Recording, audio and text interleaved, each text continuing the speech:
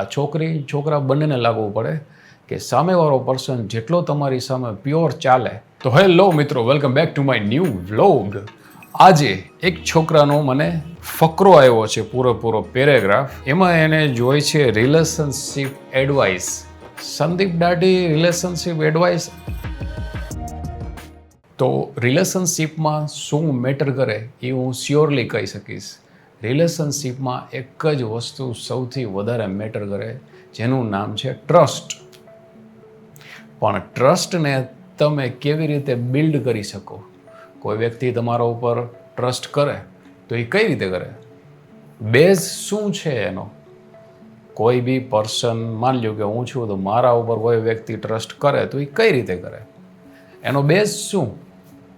એનો બેઝ તો કંઈક મારે એને આપવો પડે ને, કે એ બેઝ ઉપર એ મારા પર ટ્રસ્ટ રાખી શકે, જેના ઉપર એ ટ્રસ્ટ રાખી શકે. What is the base? Base કેવી રીતે બનાવવો? બેઝ ક્યાંથી ગોતવો? શું કહેવાય બેઝને?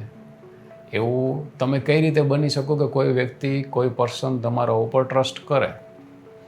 તો રિલેશનશિપની એડવાઇસ તો મને કાંઈ ખ્યાલ નથી, બટ હું એટલું જરૂર કહી શકીશ શ્યોરથી કે ટ્રસ્ટ કોને કહેવાય, ટ્રસ્ટ કોઈ વ્યક્તિ તમારા ઉપર ક્યારે કરે, જો તમે રિલેશનમાં જવા માંગતા હોય તો બેસ્ટ વસ્તુ છે ટ્રસ્ટ. અને ટ્રસ્ટ કઈ રીતે આપણે સામેવાળા વ્યક્તિને અપાવી શકીએ એ હું તમને સમજાવી શકું.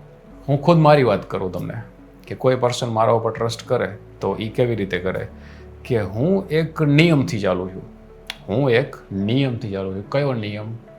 ઓનલી હા એટલે હા, ના એટલે ના. હા, એક જ નિયમ. આ નિયમથી શું પ્રોબ્લેમ થાય? ઘણા બધા પ્રોબ્લેમ થાય. શું બેનિફિટ?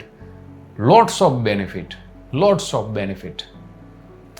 સૌથી પહેલાં મારી ઘરે મારા મધર, મારી ઘરે આખું ફેમિલી, એમને શરૂઆતમાં ખ્યાલ ના આવતી, કે એવું લાગતું કે ભાઈ સંદીપ બહુ જીદીલો છે, કે માનતો નથી, એવું લાગતું. પછી ધીમે ધીમે એ લોકો સમજતા ગયા, નહીં, આ શ્યોર પર્સન છે. આ પર્સન જે છે, અમારા ઘરનો છોકરો સંદીપ, એ શ્યોર છે. એની હા એટલે હા હોય અને ના એટલે ના હોય.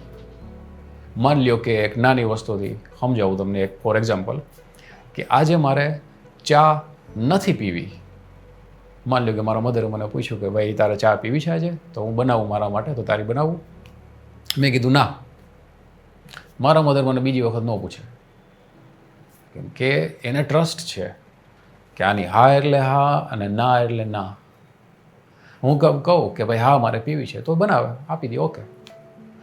સેમ વસ્તુ ધીમે ધીમે દરેક ફેમિલી મેમ્બરમાં થવા માંડી. મારા ભાણેજ છે, એમને બી ખબર છે કે મામા એક વખત કહે હા એટલે હા, કોઈ બી જગ્યાએ બહાર જવાનું, કે આ જગ્યાએ આ કરવાનું, કે આ વસ્તુ લેવાની, કે આ વસ્તુ કરવાની, હા એટલે હા અને ના એટલે ના. એમાંથી એક સામેવાળા પર્સનને એક કોન્ફિડન્સ આવે કે ભાઈ આ વ્યક્તિની વાતમાં વજન છે, અને હા એટલે હા, ના એટલે ના. સમજો તમે? તો સેમ વસ્તુ કોઈ બી રિલેશનમાં જાય પહેલાં આ છોકરી છોકરા બંનેને લાગવું પડે કે સામેવાળો પર્સન જેટલો તમારી સામે પ્યોર ચાલે, એની હા એટલે હા જ રહેવી જોઈએ, ના એટલે ના જ રહેવી જોઈએ. કોઈ બી બાબતમાં એની હા એટલે હા, ના એટલે ના, એની મજબૂત જેટલી હશે એટલું એ પર્સન તમારા ઉપર ટ્રસ્ટ કરશે. ફોર એક્ઝામ્પલ, માની લ્યો કે મારી કોઈ ગર્લફ્રેન્ડ બને.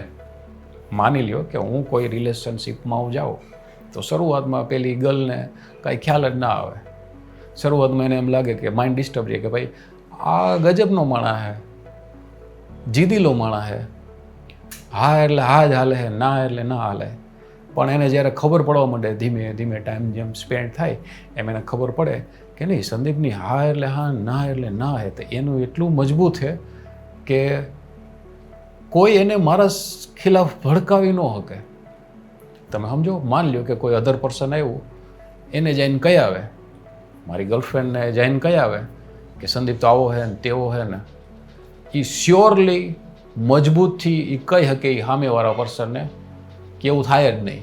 એની હા એટલે હા, ના એટલે ના. એણે શું કીધું? ના પાડી, વાત પૂરી થઈ ગઈ. એણે શું કીધું? હા પાડી, વાત પૂરી થઈ ગઈ. તો સામેવાળા પર્સનને ટ્રસ્ટ અપાવવા માટે, એ ટ્રસ્ટ તમારી ઉપર રાખે એના માટે સૌથી પહેલાં તમારે તમારા ઉપર હા ને ના ને મજબૂત કરવાના. એ તૂટવા ન જોઈએ. કોઈક તમને એમ કહે કે ભાઈ હાલ આપણે બહાર જવું છે, તો આજે તમે એને ના પાડી, તો વળી કોઈક બીજા દોસ્તારનો ફોન આવે, હાલ ને ભાઈ હાલ ને, તમે વયા ગયા. તમારી નામાં મજબૂતાઈ વહી ગઈ કે આ તો ફગી જાય. થયું એવું? તમે એક વખત, મારા ફ્રેન્ડે એવા, જે મારા ક્લોઝ ફ્રેન્ડ છે અત્યારે, એ મને એક જ વાર ફોન કરે કે સંદીપ અમે અહીંયા જાય છીએ, તારે આવવાનું છે? હું એમ કહું કે હા, એટલે સીધા મારા ઘરે આવે. હું જે દી એમ કહું કે ના, એટલે મને બીજો ફોન ન કરે, બીજો એક ભાઈબંધે ફોન કરે. એને કહેવાય ટ્રસ્ટ. કે ભાઈ ના, એણે એક વખત હા પાડી એટલે જવાનું, એણે એક વખત ના પાડી એટલે હવે એને નહીં જવાનું, કે એ નહીં આવે. એને કહેવાય મજબૂતાઈ. તો મારા ફ્રેન્ડ્સને પણ મારા ઉપર ટ્રસ્ટ છે કે સંદીપ જે કહે ને હા કે ના, એમાં એ ફાઇનલ આન્સર, એને બીજી વખત નહીં પૂછવાનું. તો તમે વિચાર કરો, તમારો સામેવાળો પાર્ટનર તમને આ વસ્તુ તમારામાં જોવે તો એને કેટલું પસંદ આવે. એ તમારામાંથી એ શીખે. તમે ખુદે એના ઉપર એટલો ટ્રસ્ટ રાખી શકો કે ના, આની હા એટલે હા, ના એટલે ના. કરી શકો કે નહીં તમે? તો રિલેશનની તો મને બહુ વધારે નથી ખબર, પણ રિલેશનમાં જરૂરી હોય છે ટ્રસ્ટ. તો ટ્રસ્ટ બિલ્ડ આ રીતે થઈ શકે તમારા પોતાના ડિસિઝન ઉપરથી. Sure decision. એ પછી હલવો ન જોઈએ કે ન ડગવો જોઈએ. નાની હા ના થાય ને હાની ના થાય. બસ. તો મારા તરફથી relationship advice means trust. Trust means તમારો ડિસિઝન. બસ.